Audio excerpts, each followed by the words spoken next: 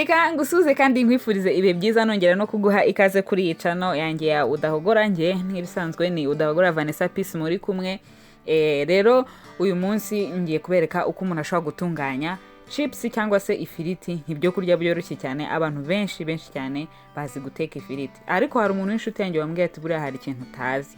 Atuzi ko buriya ngiye buri gihe ntetse ifiriti iza yasaye, ugasanga irimo irajejeta ibivuta, cyangwa se ugasanga yakomeye yabaye nk'urukwi ku buryo umuntu ayihekenya neza ukayanga ari kurya uruhu. Ati giye byaranyobeye rwose ifiriti ntago nzi ukuntu umuntu ashobora kuyiteka kugira ngo ishye neza imere neza. Ubwo rero ntavuze nti subwo hari umuntu utazi guteka ifiritira, ariko arambwira ati okay birashoboka kuko nanjye nyine ndayiteka buri gihe nkumva ntago iryoshye. Ubwo rero navuze nti okay biroroshye, nzi ko nta muntu utazi guteka ifiriti, ariko reka tubikore dutunganye ifiriti hanyuma tusangize n'abandi wenda bashobora kuba bagira icyo kibazo. Gutunganya ifiriti biroroshye cyane, gusa hari utuntu tumwe na tumwe ugomba kwitondera kugira ngo ize gushya imeze neza. Rero reka dutangire, ndabereka ibyo ndi bukoreshe mu guteka iyi firiti. Ni firiti nkeya ndi bukoreshe ibi birayi bitatu nk'uko mubibona. Ibirayi nyine ukabihata, ukabitunganya, ukabyoza neza, hanyuma ugatangira kubikata. Rero kameramani wanjye ntago araboneka, mu gihe ataraboneka ariko ntago byambuza kuba ndi kwikorera ibyo nkora. Muri kubona bya birayi na setinze kamera ahantu, nubwo bitari comfortable neza kubireba, ariko nuko nguko usatura ikirayi mo kabiri, hanyuma ukagenda ukatamo utuntu tumeze nk'udusote. Nyine kuno muri kubibona, sinzi ubwo ukuntu nabyita, niba hari izina bigira riri specific. Icyo bino bifasha kutamanyuramo kabiri gusa ngo uhite utangira gukatamo amafiriti. Bigufasha kubona amafiriti mato ananutse. Hari abantu bakunda amafiriti aba byibushye cyane, wenda nabyo wabikora, ariko ushaka ifiriti iryoshye imeze neza bigusaba ngo ukate ifiriti zisa nkaho zibaye ari ntoya kandi zingana.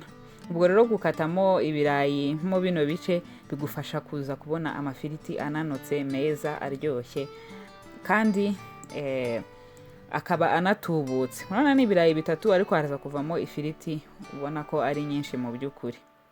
Bya birayi rero maze kubikata, kameramani wanjye nawe ashobora kuba amaze kuboneka, hanyuma aramfasha kugira ngo mbereke neza uko bino birayi umuntu abikata.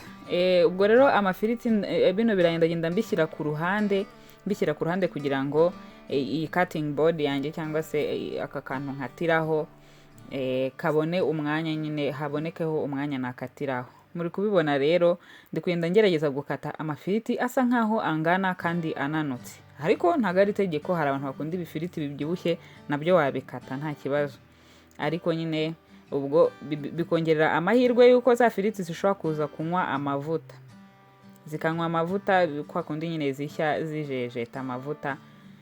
Gukata binini nabyo biri mu bibitera. Ubwo rero ndagenda nkata ifiriti zisa nkaho rwose zingana, nibyo ndi gukora nkuko muri kubibona.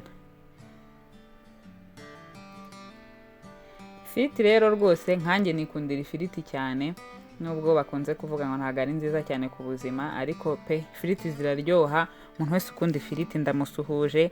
Ubwo uri inshuti yanjye rwose, urebe muri description box uzanyandikire, harimo adresse zanjye zitandukanye, umbwira uti rwose nanjye nkunda ifiriti, cyangwa se unsangize n'ikindi gitekerezo.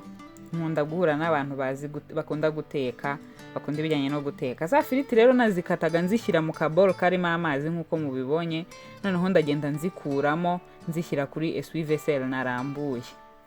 Ndagenda nziramburaho za firiti neza ku buryo, ariko nanone nirinda kuzishyira ahantu hamwe zisa nkaho zitandukanye, ngende nziramburaho kugira ngo zibe zigenda zikamukamo amazi. Gukamura, kuzishyira muri ariya mazi nyuma yo kuzikata bifasha yuko biriya bintu bimeze nk'amata umuntu agira ku ntoki arimo akata ibirayi. Biriya bituma hari igihe nyine bishobora gutuma ifiriti zishya zigenda zifatana, ariko kuno umuntu aba yabanje akazishyira mu mazi hanyuma ukazishyira kuri aka essuie vaisselle gutya. Ushobora no gukoresha indi essuie vaisselle ya kabiri, noneho ukagenda ukozaho ku buryo ubona ko amazi yagiye avaho, bikagenda byumuka neza. Bya birayi rero nyine bituma iyo ubishyize mu mavuta bishya neza, nta gufatana, nta kugira ute, kandi ukabona bisa neza.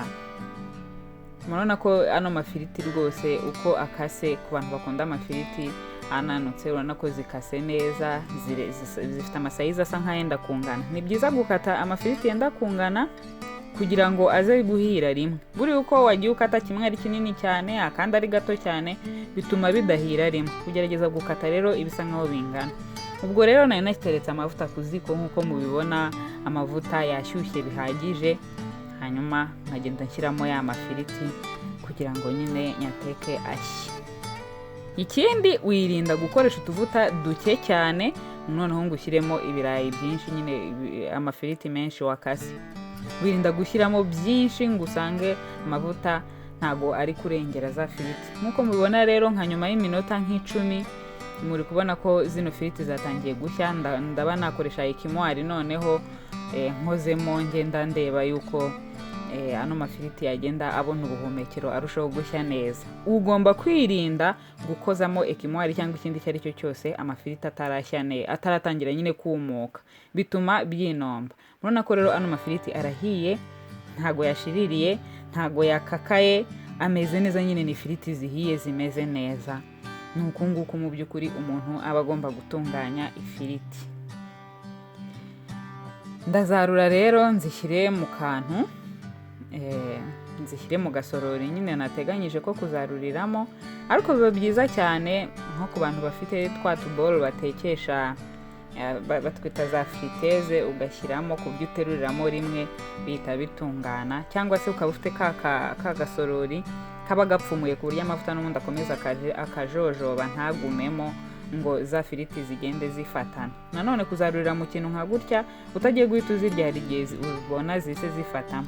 Nashyizemo n'agatunguru rero, ifiriti yanjye ya kinyafurika nuko nguko imeze. Agafiriti karimo umunyu, karimo n'agatunguru, gahita usimbiza, hanyuma ugahita useriva. Nuko nguko ifiriti zanjye zihiye, murabona ko zimeze neza, ntabwo zashiririye, ntabwo zikakaye, ntabwo kandi nta kibazo zifite, nyine zimeze neza. Ndabashimiye kuba mwakurikiranye uko naziteguye, naho ubutaha.